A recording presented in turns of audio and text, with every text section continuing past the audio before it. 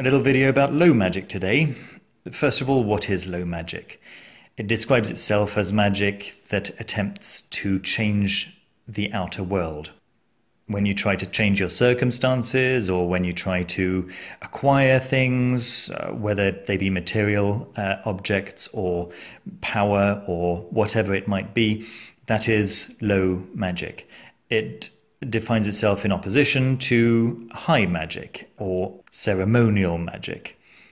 Ceremonial magic is about defining or discovering your purpose in life, realizing your divine path. Now, as I've mentioned in previous videos, I believe that both paths are necessary. We live in the world, and so it's important to be able to adapt our circumstances so that they're adequate for high magic. Someone who is living in terrible conditions is going to find it quite difficult to find time to pray and to find their God-given purpose. I've been in situations where I was worried about where my next meal was coming from, and those were not particularly spiritual times for me. But there's a balance.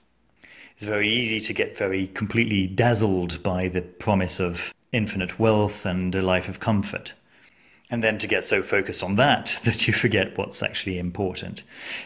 Regardless, today I wanted to talk about coincidence and people's attitudes towards coincidence. I first of all approached the subject of low magic about 6 years ago. I'd been doing low magic previously, but I didn't realize that it was low magic at the time. It certainly wasn't consciously low magic. I hadn't been praying to spirits. It was a direct petition to God. But about 6 years ago, this particular book, this Magickal Cashbook by Damon was recommended in my Amazon recommendations. And so I checked it out, and people seemed to be raving about it in the comments.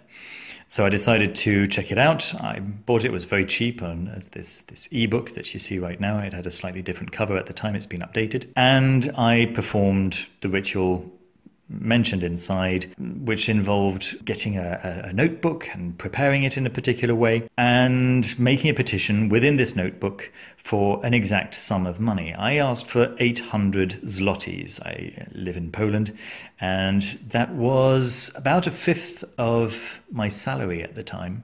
That's approximately $200.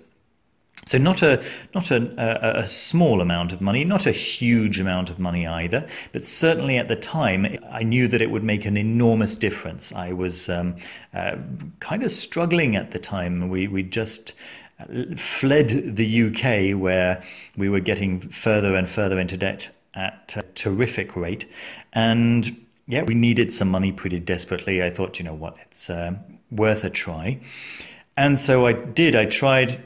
Asked for 800 zlotys. About 3 weeks later, I was looking for... Oh, I know what happened. I received an email from my bank in the UK, and I had a little electronic token, and I had to put in a PIN number into the electronic token, and it would give me a number to enter into the website to be able to log in. And I kept that in my travel cosmetics case that I use to put my shaver and toothpaste and stuff like this when I'm traveling. And there's a little compartment in there. And I opened that up, and in there was 800 zlotys in banknotes. Now, it's possible that I had put that money in there and forgotten about it. That's a lot of money to put somewhere and to forget about it. I'm prepared to accept the possibility that that happened, but nevertheless, I was led to that little compartment, and yeah, there was the exact amount that I'd been requesting. This sounds quite crazy to me as well. I'm sure those of you listening are either thinking to yourself, well, of course, or you're thinking to yourself, well, I don't believe you. Well, I don't blame you if you don't believe me. I would find it very difficult to believe if I had heard someone else report something like this. But that got me thinking about our attitudes in general towards magical results and how easy it is to dismiss magical result as a coincidence.